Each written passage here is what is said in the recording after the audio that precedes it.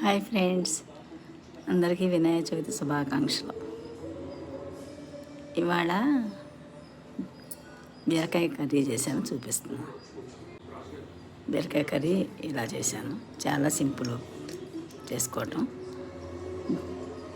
మామూలుగా తాలింపు వేసేసి, తాలింపులో ఉల్లిపాయ, పచ్చిమిరపకాయ, కరివేపాకు, ఆవాలు, మినపప్పు అన్నీ వేసేసి,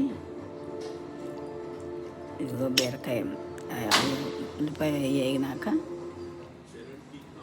బీరకాయ ముక్కలు వేసి అన్నీ మగ్గుతూ ఉండగా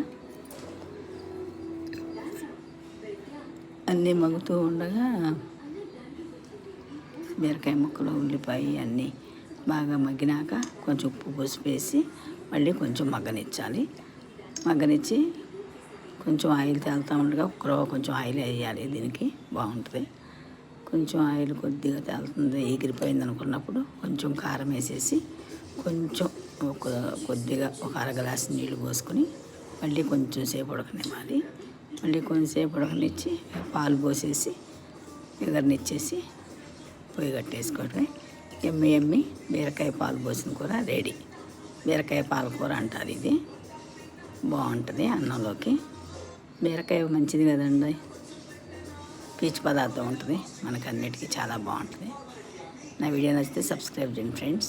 థ్యాంక్ యూ, బాయ్.